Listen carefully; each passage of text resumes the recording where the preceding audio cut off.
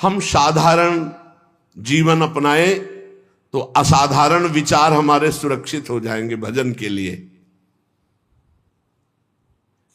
यह तो सच्ची बात है। विलासिता का स्वयं का जीवन नहीं होना चाहिए। हमारे पास जो सुख सामग्री वो दूसरों के लिए है, अपने लिए जिससे कम खर्चे से काम चल जाए वैसे चलाना चाहिए। अपना जीवन बहुत ही सात्विक होना चाहिए। हम टूटी से उतना ही जल लेते हैं जितनी आवश्यकता होती है, उतने ही बिजली चलाना जितनी आवश्यकता, नहीं तो बल्ब बंद करके अगर प्रकाश से काम चल रहा है बाहरी तो बल्ब नहीं जलाना है। अगर पंखे से काम चल रहा है तो कमरे में फिर हमको एसी नहीं चलाना। अगर बिना पंखे एसी के घंटा 2 घंटा कट रहा है तो हम वैसे, जितना आप कम खर्चे का जीवन उतना ही आपका भजन उत्तम बढ़ेगा। आप ये मत सोचो कि तुम मेरी संपत्ति में जितना चाहूं महंगे से महंगा प्रयोग कर सकता हूं। नहीं, सब संपत्ति रघुपति के आई, श्री जी के आए। एक आदमी 5,000 रुपए में एक बार अपना खान पान व्यवहार करता है और उसी 5,000 रुपए से 50 आदमियों को कुछ कुछ पवाया जा सकता है। जब हमारा काम जमीन में सोने से चल सकता है तो पलंग की क्या जरूरत है।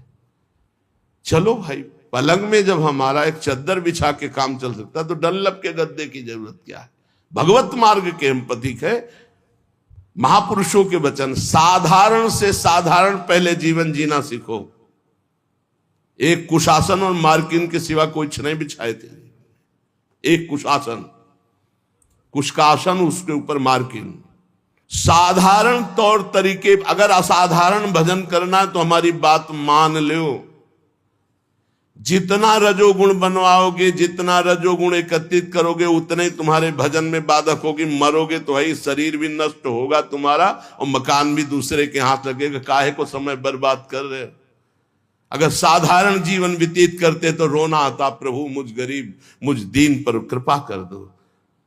भगवान की प्राप्ति के लिए जबरदस्ती अपने राज्य को अपने पुत्र को दे करके महाराज मनु हरिताप गवन बन की ना, आप वृंदावन आए हो, बहुत दैन्यता से जियो। आपके पास अर्थ है, वो भूखे प्यासे ऐसे लोगों को पवाओ, दूसरों की सेवा में लगाओ। संत सेवा, भगवंत सेवा, श्री जी को सुंदर सुंदर पोशाक, श्री जी को भोग लगा के बांट देना, उत्तम भोग लगाए मोर मरकट को सेवा। अपने लिए बहुत साधारण, साधारण मार्किन, साधारण कपड़ा उड़ले, साधारण से जीवन, तभी असाधारण भजन होगा। जितना आप अधिक खर्च करेंगे अपने शरीर के ऊपर, साधक बहुत ध्यान से सुने, चाहे गृहस्थ हो, चाहे आपका पैसा नहीं है, वो भगवान का है। आप उचित अपने ऊपर खर्चा करें, परिवार के सुख में लगावें, संसार के सुख में लगावें, गौ सेवा, संत सेवा, भगवत सेवा, अन्य अन्य में, अपने जीवन में बहुत कम खर्चा। आप अपने समय को अधिक से अधिक बचाकर भजन में लगाएं। यदि आपके पास बहुत अच्छी धन राशि आ चुकी है तो आपको अब ज्यादा जरूरत नहीं है, तो आप उसे लोक सेवा, भगवत सेवा में लगाते हुए हर समय भजन में लगिए। ज्यादा फैलाओ मत फैलाइए। सच्ची कहते, बहुत सावधानी की जरूरत, बहुत सावधानी। अरे चाहे आप जितना 3.5 हाथ का शरीर तुम्हारे हाथ से, उसको किसी एक कोने में पड़े रहना है। मार केवल बवाल रचे हो, अहंकार पुष्टता, मार रजोगुण की पुष्टता। हाँ, इस दरवाजा इसका आना चाहिए अमुक प्रदेश से, तो खिड़की इसकी अमुक प्रदेश की होनी चाहिए, तो लिफ्ट अमुक कंपनी की होनी चाहिए, वस्तु अमुक कंपनी। बड़ा दिमाग किसी में, मर गए कंपनी सब लगाए। ऐसे बड़े बड़े भवन बने हुए, महल बने हुए, कबूतर हग रहे, रहने वाला कोई नहीं। पुरानी बिल्डिंगें देखो जो राजा महाराजाओं की, तुम्हारी को क्या। ये प्रमादी स्वभाव हटाइए। भजन के बहाने सुख भोगने की आदत छोड़िए तो परमात्मा प्राप्ति जल्दी हो जाए। डट करके सब झंझटों से निपट करके भजन करो।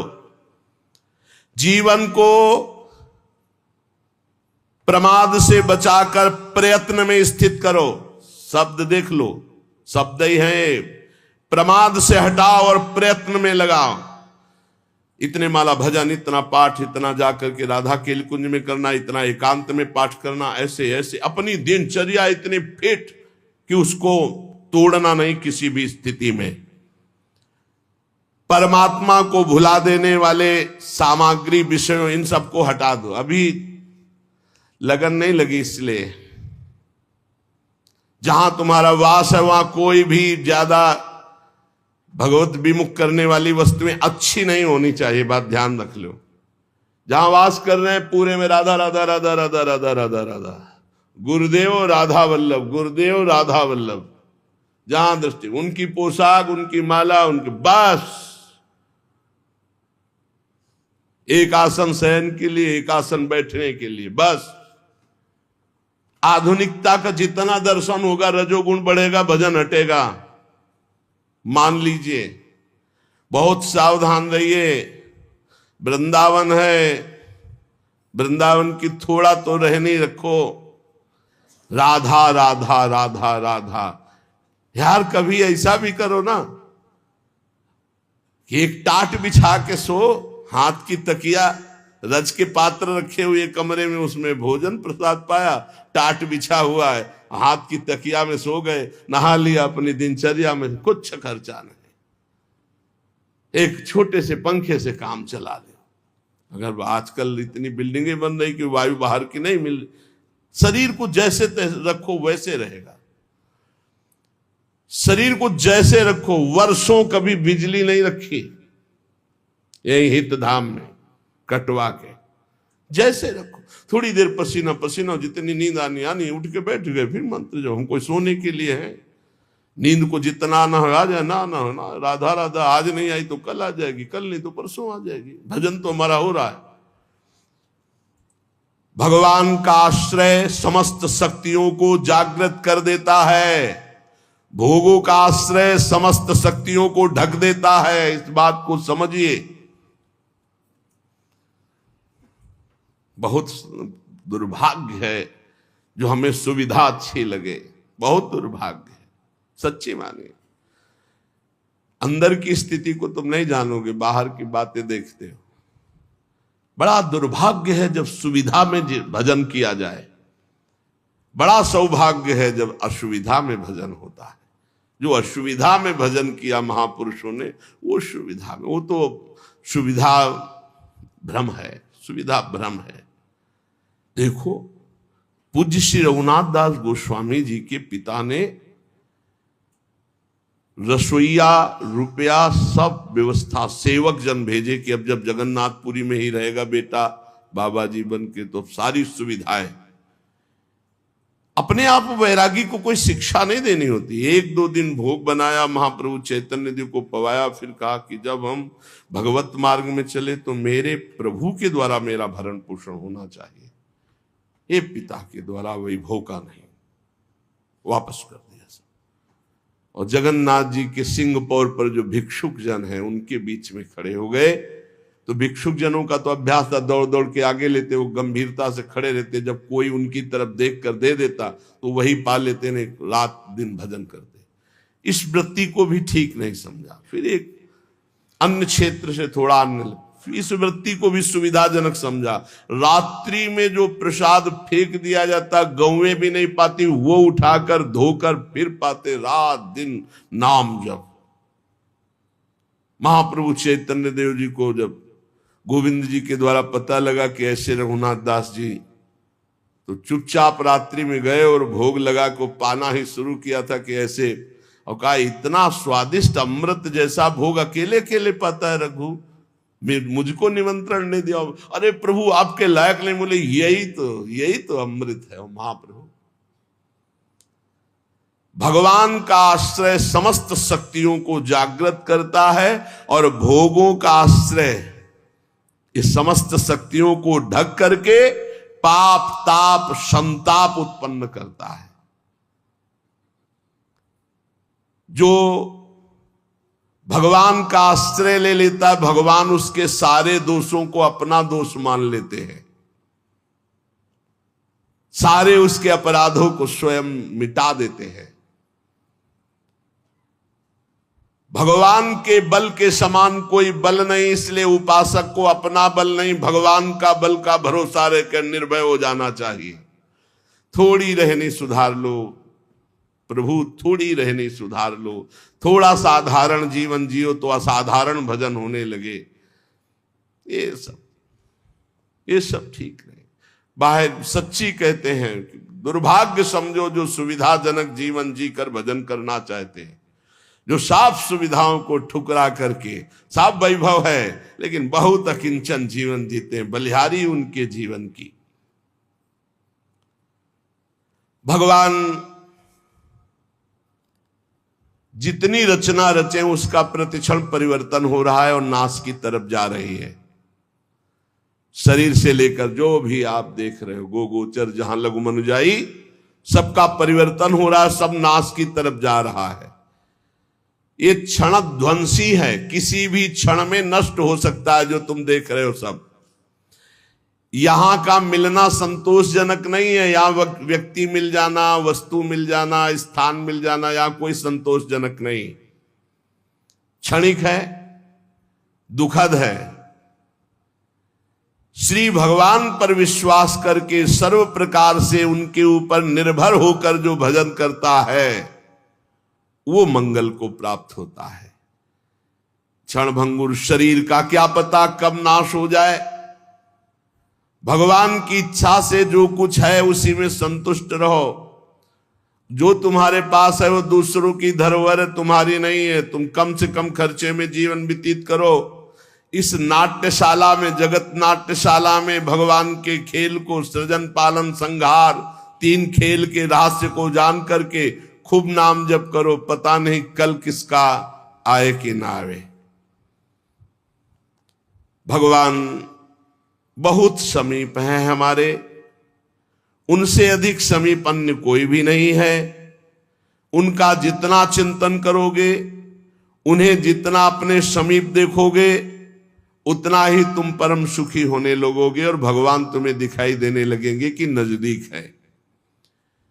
जब तक अपनी इंद्रियों को वश में नहीं करोगे, मन को वश में नहीं करोगे, तब तक परमात्म स्थिति नहीं आती। श्री भगवान ने गीता जी में अर्जुन जी से कहा कि जो योग युक्तो विशुद्धात्मा विजितात्मा जितेंद्रिय सर्वभूतात्म भूतात्मा कुर्वन्नपि न लिप्यते। जिसकी इंद्रियां भजन के प्रभाव से वश में हो गई हैं,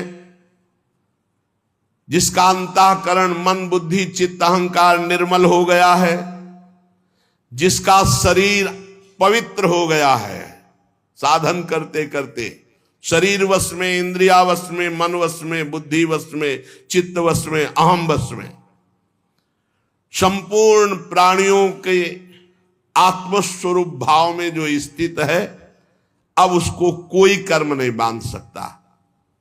नहीं, हर कर्म जीव को बांधता है।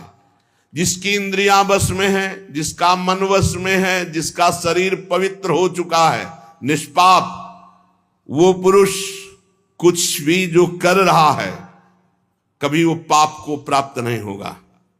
कोई भी कर्म उसे बांध नहीं सकता। इसी को तो जीवन मुक्तता कहते हैं, परम आनंद।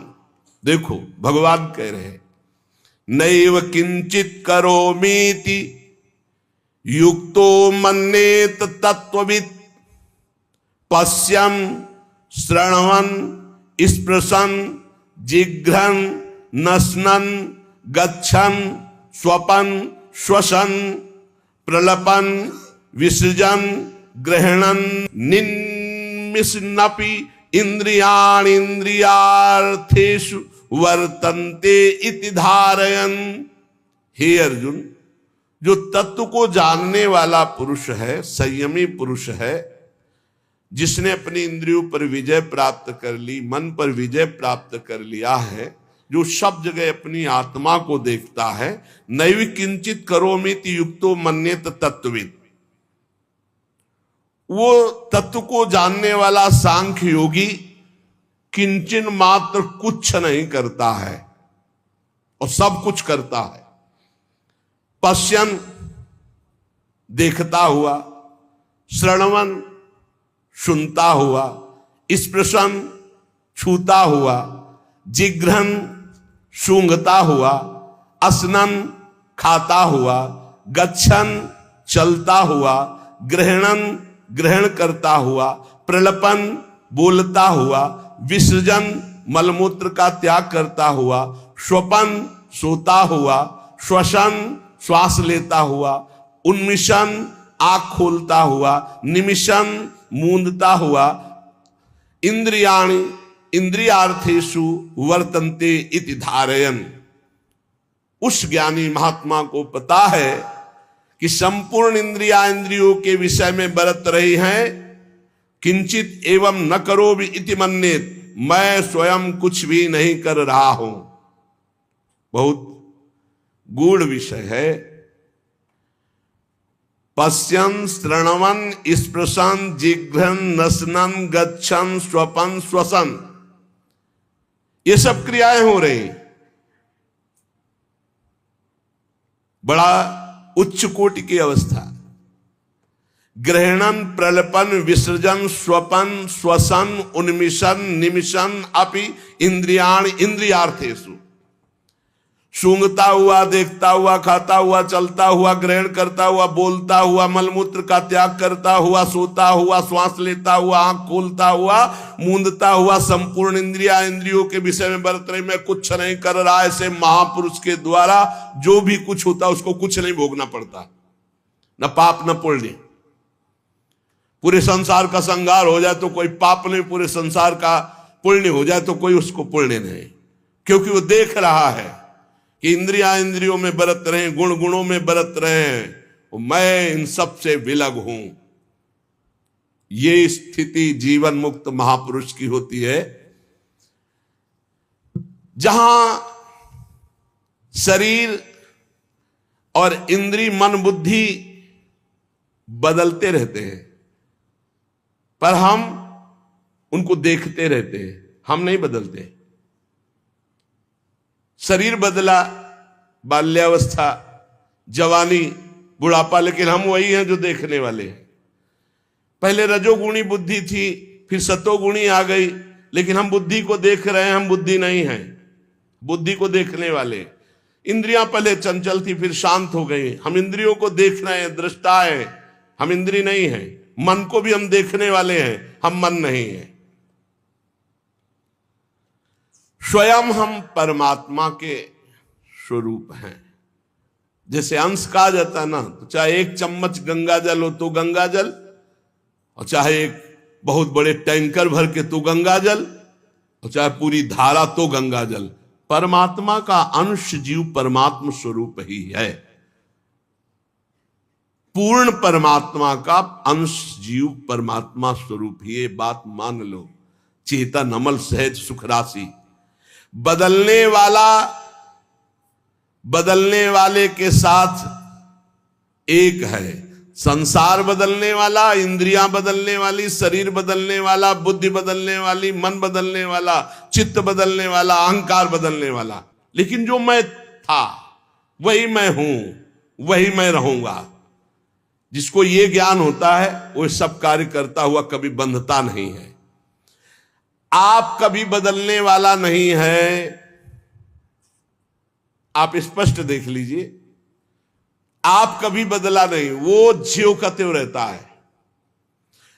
जब आप अपने आप को भूलकर बदलने वाला मान लेते हैं तो आपको जन्म मरण ये होगा, फिर आपको हर कर्म का फल मिलेगा, क्योंकि आप भोक्ता और कर्ता भाव स्वीकार किया। अगर स्वीकार ना करे तो कुछ भी उसको दंड नहीं मिलेगा, किसी भी तरह उसे नहीं भोगना पड़ेगा। यह बात तुम केवल दृढ़ता से मान लो, मानने से ही तुम्हारी मुक्ति हो जाएगी, मानने से ही तुम जान जाओगे, अनुभव हो जाएगा। केवल मेरी बात मान लो। तत्व प्राप्ति किसी साधना से नहीं होती, मानने से होती है। चाहे ध्यान से सुनिए, चाहे वो कैसा हो, कोई अधिकारी हो या अनाधिकारी, अंतःकरण शुद्ध हो या अशुद्ध, इससे कोई मतलब नहीं, क्योंकि ये तुम हो ही नहीं। और इससे बड़ा कोई ज्ञान से पवित्र कोई तीर्थ नहीं है।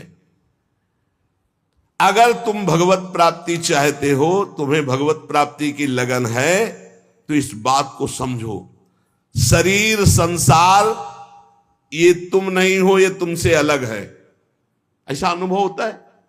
जबान चराना, नेत्र चराना और इंद्रियों की गुलामी में घूम रहे, इसीलिए समझ में नहीं आ रहा। ये बहुत बढ़िया बात है। यद्यपि मृषा छूटति कठिने, अगर समझ जाओ तो केवल समझने की बात है, कुछ करने के लिए। भगवत प्राप्ति समझने की बात है। ये बहुत सुंदर बात, इसी को हमने कई बार सत्संग में कहा है। आप अपने अंतःकरण की बात किसी से मत बताइए कि आपको कोई विकार है। जब आपसे कोई पूछे तो मुस्कुरा के उत्तर दो, बहुत सुंदर, बहुत कृपा है ठाकुर जी की, बहुत आनंद है। वो धीरे धीरे अंतरे में भस्म हो जाएंगे। उनकी सत्ता ही नहीं, आप जब सत्ता देते हैं तभी वो आपको परेशान करते हैं। भगवान कहते हैं मात्रा स्पर्शास्तु कौन्तेय शीतोष्ण सुख दुखदा आगमा पाइनो अनित्यास्तास्ति तिक्षस्व भारत। ये आने जाने वाले विकार हैं, इनकी सत्ता नहीं है, इनको चुपचाप सह जाओ। अंतःकरण में, तुम्हारे में तो आए ही नहीं, अंतःकरण में तन्मयता होने के कारण तुम्हें भास रहा है। तुम में तो कभी कोई विकार हो ही नहीं सकता। तुम तो निर्विकार सच्चिदानंद थे, हो, रहोगे। कभी कोई विकार तुम्हारे को छू ही नहीं सकता, कभी कोई पाप तुम्हें छू ही नहीं सकता। इस शरीर से हुआ, शरीर को भोगना पड़ेगा। तुम शरीर नहीं हो। अब इतना ज्ञान हो जाए तो जीवन मुक्त हो जाए। एक मार्मिक बात है जिसकी तरफ साधक ध्यान नहीं देता, वो ये कि परमात्मा की प्राप्ति करने से नहीं होती, मानने से होती। और सब करने में लगे, नहीं? सब करने में लगे। और यहां कह रहे एक साधक इस तरफ ध्यान नहीं देता। परमात्मा की प्राप्ति स्वतः सिद्ध है, करने से नहीं, मानने से होती है। मानते, करके मान लो या मान के जान लो।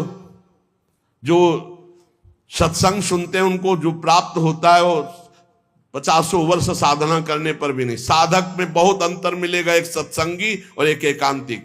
तो बहुत अंतर होगा। सत्संगी बहुत अपने बचाव पक्ष का जोरदार ज्ञाता होगा। परमात्मा प्राप्ति करने का भाव बाधक है। कैसा? मैं परमात्मा प्राप्ति करूंगा साधना से, बहुत लंबा समय होगा और किसी महापुरुष का जब संग मिलेगा तो तुम मानने पे आ जाओगे तो जान जाओगे। अगर अभी मानने पे आ जाओ तो जल्दी जान जाओगे। हम लोगों के दिमाग में बैठा है कि 10-20 वर्ष कम से कम भजन करेंगे तब अंतःकरण पवित्र होगा, तब हम कुछ जान पाएंगे। तो पक्का 10-20 वर्ष भजन करना पड़ेगा। अगर आपको ये तो जानने की बात है, हमें बताया जा रहा है कि मैं परमात्मा हूं, मेरे में कभी विकार होते ही नहीं। तो जब अंतःकरण विकार युक्त है तो दृष्टा भाव से देख रहा, मेरे में तो विकार है नहीं, मैं तो सुना हूं, निर्विकार हूं, बहुत शांति मिलेगी। उसी समय वो विकार नष्ट होने लगेंगे।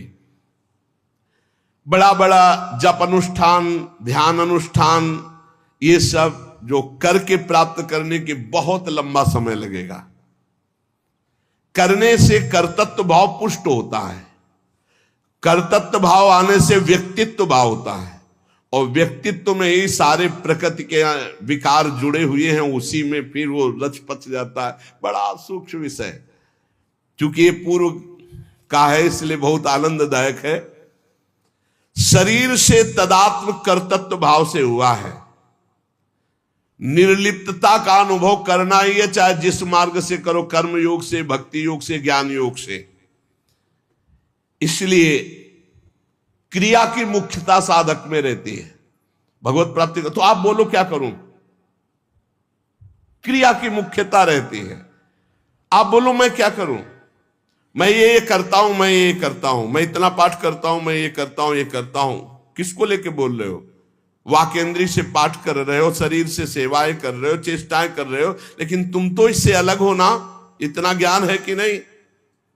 अगर इतना ज्ञान नहीं तो सब कुछ अहंकार की धारा में हो रहा, वो शुभ कर्म के अंतर्गत आ जाएगा।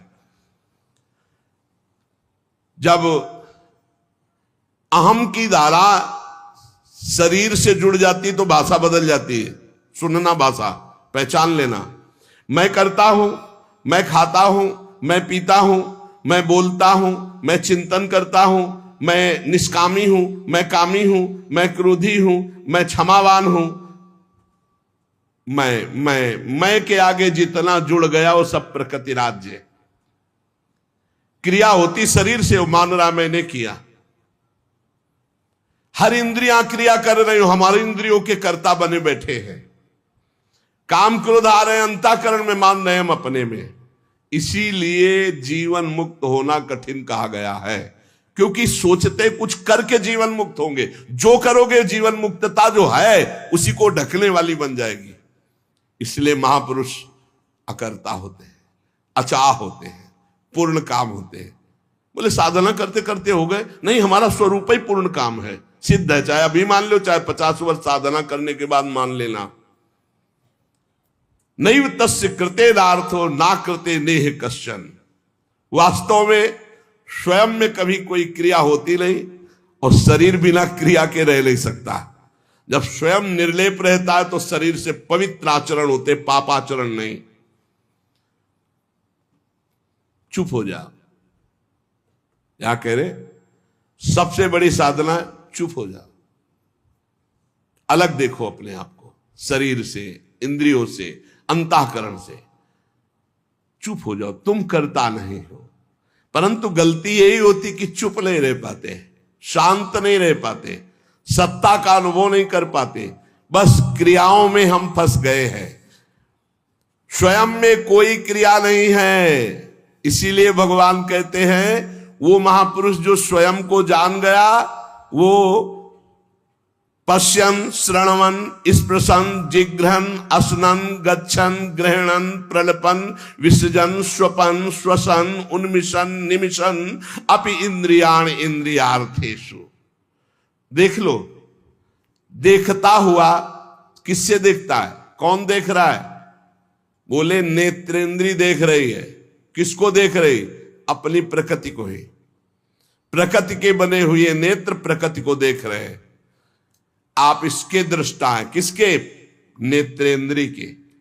आप नहीं देख रहे, देखने का काम नेत्रेंद्री है।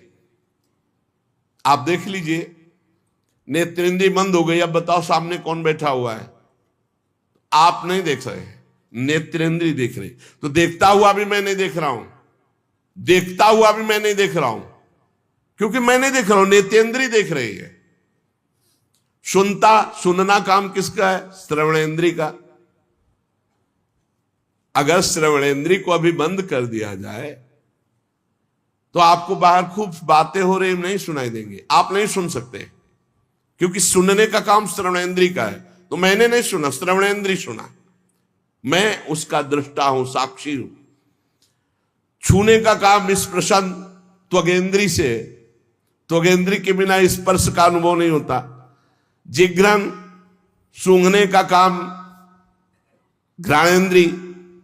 असनन, खाने का स्वाद लेने का काम रसेंद्री। गच्छन, चलने का काम कर्मेंद्रियों में चरण। ग्रहण करने का काम हस्तेंद्री। प्रलपन, बोलने का काम वाकेंद्री। मलमूत्र त्याग करने का गुदाएंद्री।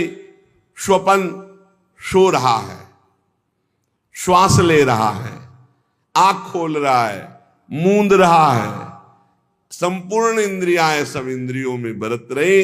इसको मैं जानने वाला हूं, लेकिन मैं देखता, सुनता, खाता, पीता नहीं हूं।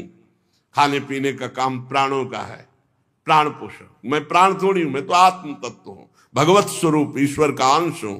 ये ज्ञान जिसको हो गया तो कह रहे किंचन मात्र कभी कोई उसके ऊपर बंधन नहीं रहता, सिद्ध महापुरुष के ऊपर कोई। इसीलिए सुधा निधि में भी यही लिखा है कि जो महापुरुष राधा वल्लभ लाल के रहस्य मार्ग में प्रविष्ट हो चुका है, देहातीत भाव, अब वो चाहे विषय ग्रहण करे या त्याग कर दे, बहिर्मुख पुरुषों के पास बैठे व एकांत बैठे, वो कैसी भी स्थिति में रहे, उसे कोई नहीं फंसा सकता।